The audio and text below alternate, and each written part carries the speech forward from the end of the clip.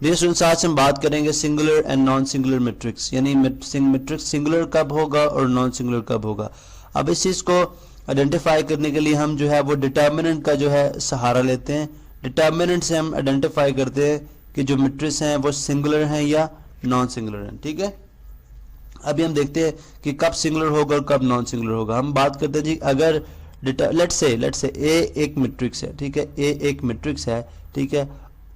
अगर A determinant, ये जो साइन है डिटर्मिनेंट का है, अगर A determinant is equal to 0 होगा, अगर A determinant is equal to 0 तो फिर वो मैट्रिक्स क्या होगा, सिंगुलर, वो मैट्रिक्स होगा सिंगुलर। ठीक है, और दूसरी कंडीशन क्या है, या दूसरा केस क्या है हमारे पास, अगर A determinant is not equal to 0। अब इज नॉट इक्वल टू 0 का मतलब वो नेगेटिव भी हो सकता है, पॉजिटिव भी हो सकता है, 0 नहीं होना चाहिए। तो उस केस में हमारा जो मैट्रिक्स होगा वो क्या होगा, नॉन सिंगुलर। अभी हम देख लेते हैं, एक मैट्रिक्स लेते हैं और उसको चेक करते हैं कि क्या वो सिंगुलर है या नॉन सिंगुलर है, और किस तरह से हम आइडेंटिफाई करेंगे। फर्स्ट करें जी, हमारे पास, चले हम दो मैट्रिक्स ले लेते हैं। हमारे पास दो मैट्रिक्स हैं, ठीक है। एक मैट्रिक्स है M that is equal to 2 6 2 6 1 3। इसी तरह एक मैट्रिक्स ले लेते हैं N जो कि इक्वल है 1 2 3 4 के। चले सिंपल हमने मैट्रिक्स ले लिए। अभी हमें ये मालूम करना है कि क्या ये मैट्रिक्स जो है वो सिंगुलर है या नॉन सिंगुलर है। ठीक है, तो हम थोड़ा सा ड्रैग डाउन करते हैं। चलें, अभी हम देखते हैं जी कि डिटर्मिनेंट के लिए आपको पता है हम सिंबल चेंज करते हैं। ये M डिटर्मिनेंट आ गया, इसी तरह 2 6 1 3, इसी तरह ये डिटर्मिनेंट का साइन आ जाएगा। ठीक है, इसी तरह अगर आप N को देखें, N को भी हमें डिटर्मिनेंट में करना है। मैं यहाँ पे लाइन ड्रॉ कर दूँ, ठीक है, जो कि ये सेपरेट करेगी कि ये दो अलग मैट्रिक्स हैं और इनको अलग अलग सॉल्व किया जा रहा है। ठीक है जी, ये दूसरा मैट्रिक्स है। अब इसका डिटर्मिनेंट हम मालूम करना चाह रहे हैं। ठीक है, अब देखें, जब हम डिटर्मिनेंट लेंगे, ठीक है, डिटर्मिनेंट लेने का वही तरीका है जो हम ऑलरेडी डिस्कस कर चुके हैं। क्या होता है जी कि हम क्रॉस मल्टीप्लाई करते हैं जो प्राइमरी डायगोनल है उसकी एंट्रीज को, ठीक है, 6, और उसके बाद minus sign, then secondary diagonal की एंट्रीज को आपस में मल्टीप्लाई करा जाता है। 1 इंटू 6 6। ठीक है, इसी तरह अगर आप यहाँ पे देखें तो ये डिटर्मिनेंट किसके इक्वल आ जाएगा, लाइन को देख लें, ये डिटर्मिनेंट किसके, N डिटर्मिनेंट किसके इक्वल आ जाएगा, 1 इंटू 4 4 माइनस 3 इंटू 2 6। ठीक है, तो 4 माइनस 6 इज इक्वल टू -2 होता है, which is not equal to 0। ठीक है, लेकिन 6 माइनस 6 इज इक्वल टू 0 होता है, विच इज इक्वल टू 0। ठीक है, इसका मतलब है कि जो मैट्रिक्स M है ये हमारा सिंगुलर मैट्रिक्स है। ठीक है, मैट्रिक्स M जो है हमारा क्या है जी, सिंगुलर, क्योंकि इसका डिटर्मिनेंट जो है वो 0 के इक्वल आ गया। ठीक है, इसी तरह जो मैट्रिक्स N है हमारा, चूंकि इसका डिटर्मिनेंट 0 के इक्वल नहीं आया तो ये क्या हो जाएगा, नॉन सिंगुलर। ठीक है, नॉन सिंगुलर। अच्छा, अब आप सिंगुलरिटी या नॉन सिंगुलरिटी हमें रिक्वायर्ड होती है जब हम किसी दो साइमल्टेनियस इक्वेशंस का सॉल्यूशन सेट मालूम करते हैं। ठीक है, या उस केस के अंदर हमें रिक्वायर्ड होती है जब हम किसी मैट्रिक्स का इन्वर्स फाइंड आउट करेंगे। ठीक है, इन्वर्स जिस तरह मल्टीप्लिकेटिव इन्वर्स फाइंड आउट करते हैं, उस केस में हमें जो डिटर्मिनेंट जो मैट्रिक्स है उसको देखना पड़ता है कि क्या वो सिंगुलर है नॉन सिंगुलर, क्योंकि in case of singular matrix चूंकि इन्वर्स के केस में सिंगुलर जो डिटर्मिनेंट है वो नीचे यानी डिनोमिनेटर में डिवाइड हो रहा होता है। ठीक है, यानी डिनोमिनेटर में मौजूद होता है, या यूं समझें कि आप डिवाइड हो रहा होता है। ठीक है, डिटर्मिनेंट, या लेट्स से एक मैट्रिक्स है वो डिटर्मिनेंट नीचे डिवाइड होगा, जिसकी वजह से आपको पता है कि एनीथिंग, लेट्स से एडजॉइंट की बात करते हैं, एडजॉइंट के साथ, एडजॉइंट ऑफ ए के साथ वो डिवाइड हो रहा है, तो जो भी चीज़ आप जो ए डिटर्मिनेंट के जो भी चीज़ डिवाइड होती है 0 के साथ, ठीक है, उसका आंसर इन्फिनिटी आता है। इसलिए उन तमाम मैट्रिसेस का जो कि हमारे पास सिंगुलर है उनका सोल्यूशन सेट पॉसिबल नहीं होगा, ना ही उनका इन्वर्स पॉसिबल होगा। हम उनका इन्वर्स मालूम नहीं कर सकते। सिर्फ जो नॉन सिंगुलर मैट्रिक्स होंगे उनका इन्वर्स पॉसिबल होगा और उनका फिर हम solution. Punjab text book board Lahore 2013 का ये क्वेश्चन है जो कि एक्सरसाइज जी 1.5 से लिया गया है। इस तरह से कि हमारे पास जो है वो A, B और C3 जो है वो मैट्रिसेस गिवन है, और हमने ये बताना होगा कि इनमें से कौन से मैट्रिसेस जो हैं वो सिंगुलर हैं और कौन से नॉन सिंगुलर हैं। यानी अब सिंगुलर मैट्रिक्स कौन से मैट्रिक्स होते हैं, सबसे पहले इनको समझ लेते हैं जी। कि एक ऐसा स्क्वायर मैट्रिक्स, यानी स्क्वायर मैट्रिक्स ऐसे मैट्रिसेस होते हैं जो कि जिनका ऑर्डर यानी जिनमें के रोज और कॉलम्स जो हैं वो एक जैसे हों, ठीक है। तो हम यूँ कहेंगे कि वो स्क्वायर मैट्रिक्स है, ठीक है।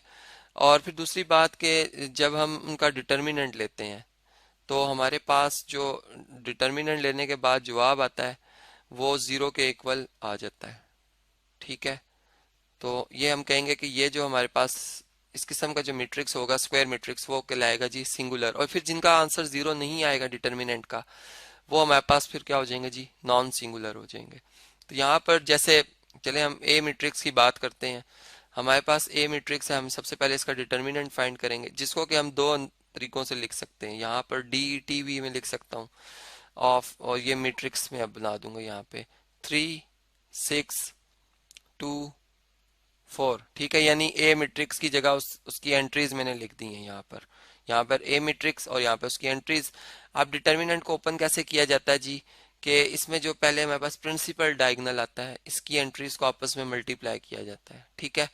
और फिर इसके बाद जो हमारे पास सेकेंडरी डायगोनल होता है यानी 2 और 4 जिसमें आ रहे हैं इनको आपस में मल्टीप्लाई किया जाता है और इनका डिफरेंस लिया जाता है। तो ये हमारे पास अगर 3 और 4 को मल्टीप्लाई करें तो ये हमारे पास 12 बनता है, जबकि 2 को 6 से मल्टीप्लाई करें तब भी 12 ही आता है। तो हमने देखा कि दोनों सूरतों में यानी 12 जवाब आया और आंसर जीरो आ गया। डिटर्मिनेंट का आंसर जीरो आने का मतलब ये है कि हमारा जो मैट्रिक्स ए है हम ये कह सकते हैं कि वो एक सिंगुलर मैट्रिक्स है, ठीक है। ये जो बात मैंने ऊपर बताई थी आपको भी वही बात यहाँ पर आई है कि ए इज क्या जी, सिंगुलर।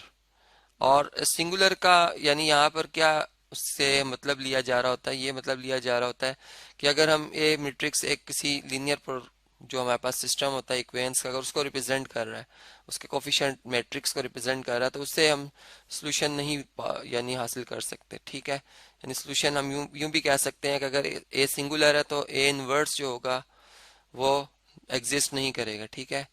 यहाँ पर लिख भी देंगे कि डज नॉट एग्जिस्ट।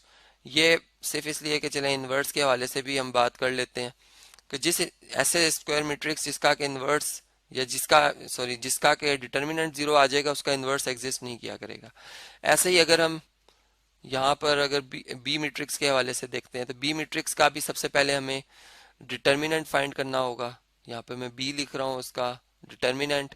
अब हम डिटर्मिनेंट अगर लिखना चाहते हैं तो हम ऐसे भी लिख सकते हैं, वर्टिकल लाइन लगाकर इसमें एंट्रीज लिखेंगे बी मैट्रिक्स की यहाँ पर इस तरह से, और ये ब्रैकेट यहाँ पर आ जाएगी, ठीक है। और अब हम इन्हें मल्टीप्लाई करेंगे ऐसे के जो पहले प्रिंसिपल डायगोनल्स को आपस में मल्टीप्लाई करेंगे, ये हमारे पास 1 और 5 यानी -5 मल्टीप्लाई हो रहे हैं। और फिर माइनस इसी तरह जो हमारे पास सेकेंडरी डायगोनल है इसकी एंट्रीज इसमें -3 और 2 आ रहा है, तो ये -3 जो है मल्टीप्लाई हो जाएगा किससे जी, 2 से। तो हमारे पास ये बनता जवाब -5 और यहाँ पे प्लस यानी माइनस माइनस से मल्टीप्लाई होकर प्लस हो गया 6। अब बड़ी वैल्यू के साथ साइन प्लस का है, हम सिंबल प्लस का लिखेंगे, 6 में से 5 माइनस कर देंगे 1 जवाब आएगा। यानी यहाँ पे हमने देखा कि बी डिटर्मिनेंट जो है वो 1 के इक्वल आया है। यहाँ पर हमने देखा था कि ए डिटर्मिनेंट जो है वो 0 के इक्वल आया था। तो फिर यहाँ पर चूंकि हमने जब कहा कि ये 0 है तो सिंगुलर है, अब यहाँ पर 0 नहीं है, नॉट इक्वल टू 0 है, तो हम यूं कहेंगे कि B is non singular, non singular, ठीक है। तो ये बात हमें पता चल गई। फिर इसकी बात इसका ये मतलब हुआ कि अगर बी नॉन सिंगुलर है तो इसका मतलब फिर ये हुआ कि इसका इन्वर्स जो है अगर हम इसका इन्वर्स फाइंड करना चाहें तो वो एग्जिस्ट करेगा, ठीक है। यानी फिर इससे फर्दर आगे हम सोल्यूशन तक पहुंच सकते हैं। अगर हम मैट्रिसेस की मदद से कोई सोल्यूशन फाइंड करना चाहते हैं तो वो हम फाइंड कर सकते हैं। ऐसे ही अगर हमारे पास अगर सी मैट्रिक्स आ जाए, यहाँ पे आप देख सकते हैं जी सी मैट्रिक्स आ रहा है, इसके लिए बल्कि इसको यहाँ से हम कॉपी करते हैं जी और इसके अलग इसका थोड़ा वर्क जो बनता है हमारा वो हम इसका अलग से फाइंड कर लेते हैं यहाँ पर।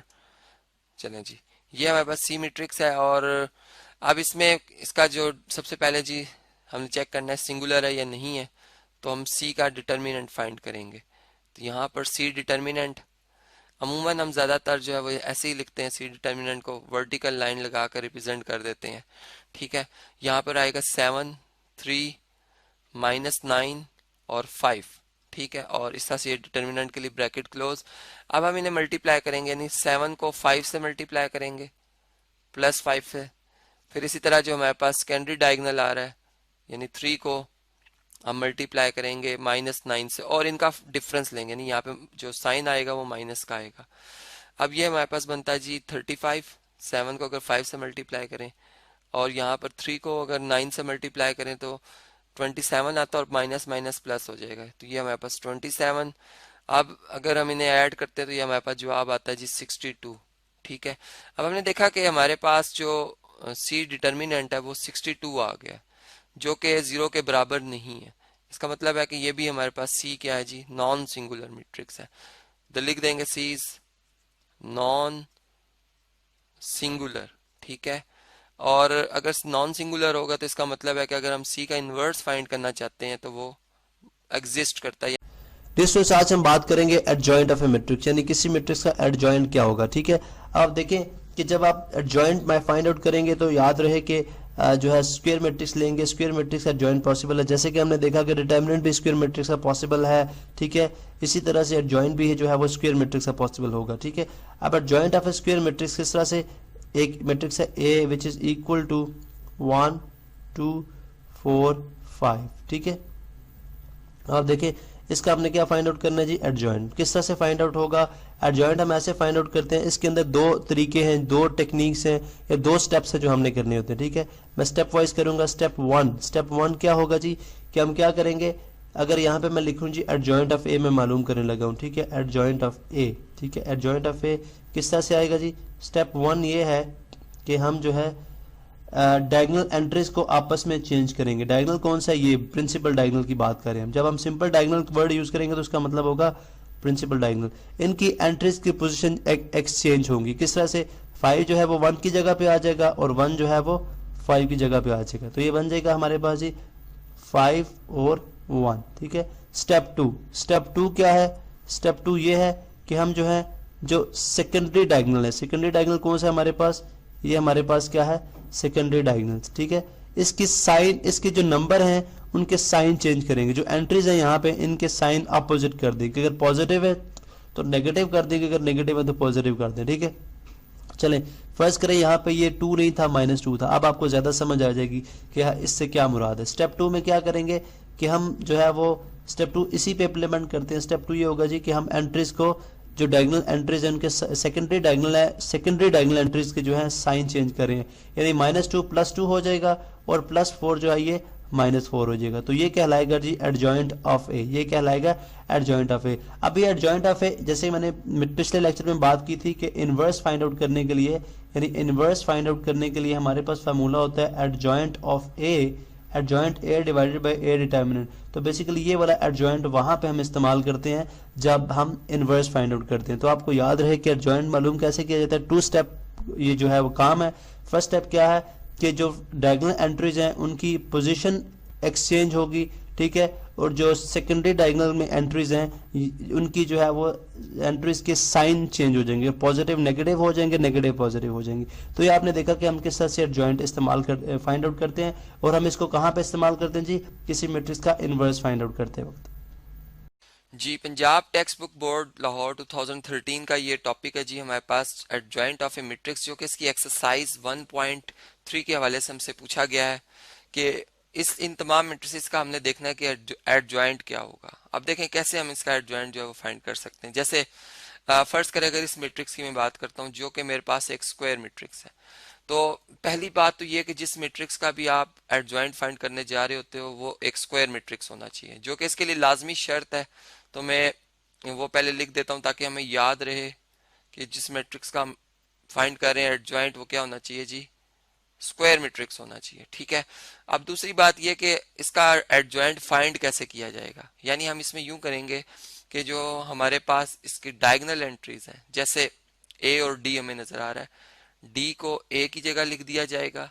ठीक है, और ए को डी की जगह लिख दिया जाएगा। तो इसके एडजॉइंट को अगर हम रिप्रेजेंट करना चाहें तो हम यूं लिखेंगे ए डी जे, एडजॉइंट की शॉर्ट फॉर्म ए का फाइंड कर रहे हैं। ठीक है, यहाँ पे दोबारा वही मैट्रिक्स आएगा, वही ऑर्डर आएगा, यानी जो एडजॉइंट होता है उसका ऑर्डर और जो मैट्रिक्स होता है उसका ऑर्डर वो सेम रहते हैं। ठीक है, तो यहाँ पर हम जो है वो इसका ऑर्डर वही रखेंगे, यानी 2 by 2। जाहिर बात है कि स्क्वायर मैट्रिक्स है तो ऑर्डर स्क्वायर मैट्रिक्स का वही रहेगा। अब डी इधर लिख दिया जाएगा और ए इधर लिख दिया जाएगा, यानी जो मैं बात आपसे कर रहा था।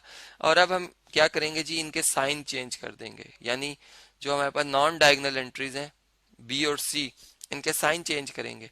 तो हमारे पास सी जो है वो नेगेटिव सी हो जाएगा उसका, यानी एडिटिव इनवर्स लिख रहा हूं मैं, और बी जो है वो नेगेटिव बी हो जाएगा। तो इस तरह से ये हमारे पास जो है एडजॉइंट आ गया है। तो यहाँ पर हमने बात समझी कि जी स्क्वायर मैट्रिक्स के बाद जब हम एडजॉइंट लेते हैं तो डायगोनल्स जो एंट्रीज हैं उनको क्या करते हैं जी, डायगोनल एंट्रीज इंटरचेंज हो जाती हैं। यहाँ पे मैं लिख भी देता हूँ इंटरचेंज, ठीक है। और दूसरी बात ये हमने की कि जो हमारे पास नॉन डायगोनल एंट्रीज हैं उनके साइन चेंज किए हैं। तो यहाँ पर हम यूं लिख देंगे नॉन डायगोनल, ठीक है, एंट्रीज, उनका क्या करना था जी, साइन चेंज करने थे, साइन चेंज किए हमने। अब इसी तरह अब फर्ज करें अगर हम इस मैट्रिक्स की बात करते हैं, चले इसे मैं बी से रिप्रेजेंट करता हूं। तो अगर मैंने इसका एडजॉइंट फाइंड करना होगा तो मैं ए डी जे एडजॉइंट का एक सिंबल यूज करूंगा, बी का फाइंड कर रहा हूं, बी लिख के अब मैं जो भी मैट्रिक्स है हमारा, ठीक है, हम उसकी जो डायगोनल एंट्रीज हैं उनकी जगह बदलेंगे। तो यहाँ पर -1 और 2 यहाँ पे आ जाएगा, जबकि जीरो जो है हमारे पास, जीरो का नेगेटिव या एडिटिव इनवर्स जीरो खुद होता है, तो यहाँ पे जीरो और जीरो आ जाएगा। तो इस तरह से हमने एडजॉइंट ऑफ बी भी यहाँ पे फाइंड किया। अब इसी तरह फर्ज करें कि अगर हमें जो है वो इस मैट्रिक्स का सी का फाइंड करना हो तो हम कैसे एडजॉइंट फाइंड करेंगे, हम लिखेंगे जी A D J adjoint of C, और अब हम मैट्रिक्स बनाएंगे जी। और इस मैट्रिक्स में यहाँ पर आएगा 3, यहाँ पे आ जाएगा √5, जबकि इनके साइन चेंज करने हैं। तो ये हमारे पास -4 आ जाएगा, और ये -7 है तो इसका साइन क्या हो जाएगा जी, +7 हो जाएगा। इस तरह से ये मैट्रिक्स कंप्लीट। अगर हम इन्हें इसका इस मैट्रिक्स डी का फर्ज करें एडजॉइंट फाइंड करना है तो कैसे फाइंड करेंगे जी, हम लिखेंगे एडजॉइंट ऑफ डी, ठीक है। और अब इसमें भी हम ऐसे ही कि इनकी पोजीशन 0 और 3, यानी डायगोनल एंट्रीज की पोजीशन चेंज की हमने, इसको बल्कि ब्रैकेट को प्रॉपर बनाते हैं, ठीक है। और इसके बाद हमने क्या किया, ये हमारे पास 0 का एडिटिव इनवर्स 0 ही रहा, और इसका -1 का एडिटिव इनवर्स क्या हो जाएगा जी, +1 हो जाएगा। तो इस तरह आपने समझा कि एडजॉइंट फाइंड करते हुए हम जो है वो किन बातों का ख्याल रखते हैं कि स्क्वायर मैट्रिक्स होना चाहिए, तो इसकी शर्त है। फिर दूसरी बात कि हम डायगोनल एंट्रीज की जगह बदलते हैं, और जो हमारे पास नॉन डायगोनल एंट्रीज हैं जैसे सी और हमारे पास बी थे, इनके हमने साइन चेंज किए थे। तो इस तरह से फिर हमारे पास ये एडजॉइंट आ जाता है उस मैट्रिक्स का।